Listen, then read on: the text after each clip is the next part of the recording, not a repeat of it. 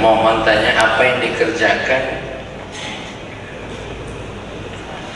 atau diamalkan Nabi Muhammad pada saat berkhalwat 40 hari 40 malam di Gua Hira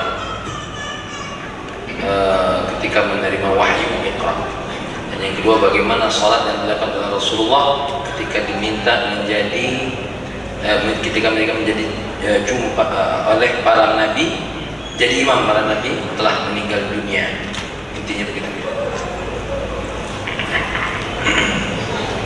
Pertanyaan pertama, bagusnya apa yang diamalkan Nabi selama berkhalwat?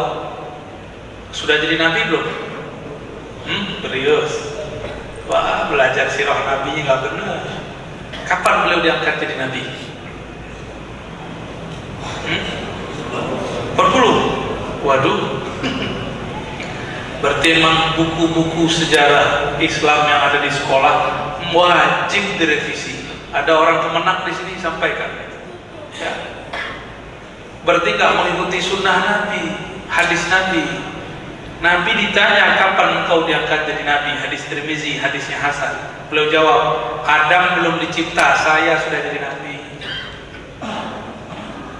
Ya, mata wajabat laka nubuwah qala Adam baina ruhin wa tin. Adam belum ada. Aku sudah menjadi baina ruhin wal jasad, belum ada. Masih dipisah ruh dan jasad. Belum ada jasadnya.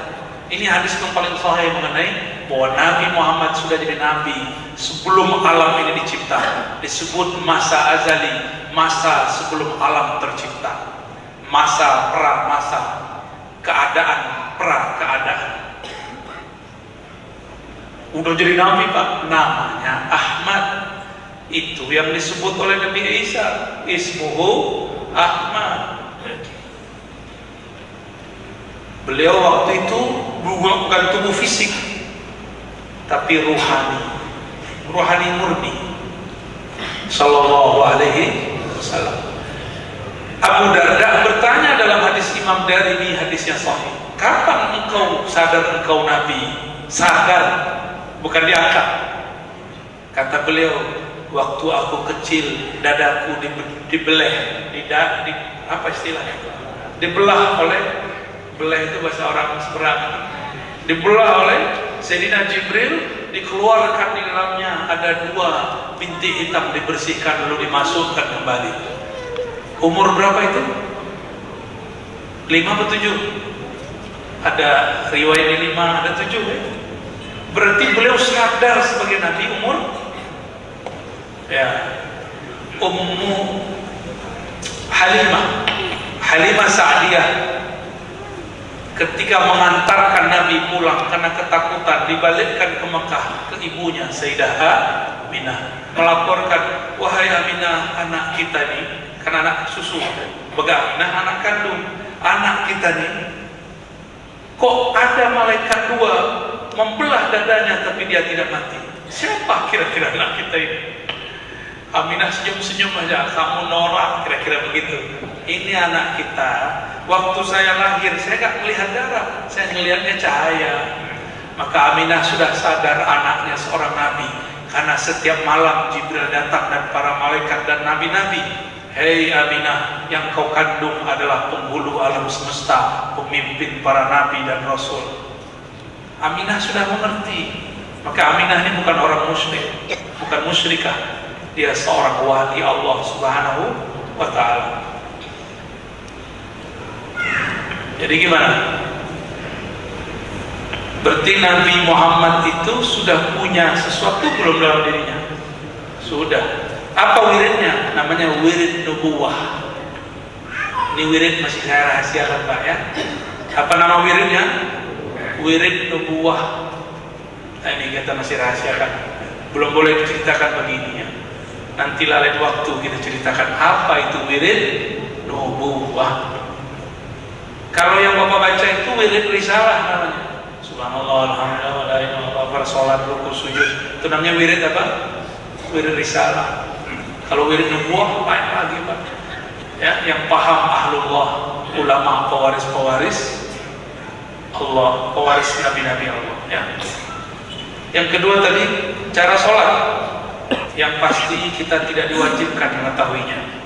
Namun berdasarkan beberapa riwayat yang kita kumpulkan, cara sholatnya itu beliau di satu riwayat, tapi saya tidak sepakat. Jibril kemudian menuntun gerakan sholatnya. Tapi saya bertanya balik, pantaskah Jibril menuntun? Padahal ketika Nabi Muhammad naik ke aras, Jibril tidak tembus. Siapakah yang guru, siapakah yang murid? Jibrilkah gurunya atau Rasulullah lah gurunya? Jibril gak diizinkan naik ke aras. Kalau naik kebakar dia, habis itu, hancur tubuhnya. Tubuh cahayanya hancur. Yang sanggup hanya tubuh yang berlapis-lapiskan cahaya.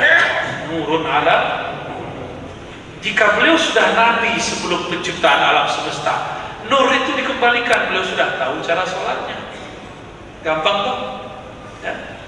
Jadi itu sholat apa itu? Itu sholatnya ruh. Sholatnya ruh itu sholat ma'rifat. Zohirnya bentuknya ruku dan sujud jika turun ke badan. Ma'rifatnya ruku, takzim kepada Allah. Ma'rifatnya sujud, habislah ego engkau dalam menyembah Allah subhanahu wa ta'ala. Bayangkan Pak, kita sujud itu lebih rendah daripada kaki, setara dengan telapak kaki, lebih tegah, lebih rendah daripada tempat buang air besar dan kecil. Itu hakikat ma'rifat sujud. Maka orang yang sujudnya masih merasa sombong, dia belum sujud walaupun jidatnya berwarna macam-macam. Ya, jadi silakan, nggak dilarang Pak jidat hitam, nggak dilarang, silakan. Mungkin kulitnya agak aneh sedikit ya, nggak apa-apa. Yang penting jangan ria aja ya. Naikin dikit, biar kelihatan gitu ya. Enggak. Simahum fi wujuhihim min atharis sujud. Terlihat, terpancar dari wajah mereka bekas sujud. Bekas sujud bukan bekas fisik. Asar sujud artinya efek orang sujud, kepalanya di bawah, gitu ya. Jadi kalaupun kita disalah-salahkan orang, kita nggak usah sombong-sombong. Jadi jangan ustaz saja ini ngajak perang ya. Mohon maaf jika saya pernah ngajak orang mungkar ya. Minta ampun saya kepada Allah subhanahu wa ta'ala. Jika ada video begitu di skip aja, kalau perlu dihilangkan dari YouTube. Yang banyak sekarang video tentang akhlak, tasawuf, ma'rifatullah, itu biarkan. Itu masa lalu sebelum pandemi ya. Tengkar itu. Bukan tengkar juga sih, cuma menjawab aja. Baik. Oke, kelas. Saya rasa cukup lah ya. Mohon maaf, mohon izin, ini hari terakhir di kota apa gelarnya? Gelarnya apa? Bumi Selampari. Insya Allah jika berjodoh lagi kita ketemu di waktu masa depan. Insya Allah. Insya Allah di masa depan, di waktu nanti pertanyaannya lebih berkualitas lagi. Insya nanti kita buat daurah Ahlussunnah di mahat beliau atau di mahat manapun nanti ya, biar akidahnya nyambung dengan akidah Nabi, pemahamannya nyambung dengan pemahaman Nabi. Mohon izin nanti tidak salaman, cukup dengan hati saja. Semoga semua tetap diberkahi oleh Allah SWT. Kalau makanan mau dibagi silakan Pak ya. Assalamualaikum warahmatullahi wabarakatuh.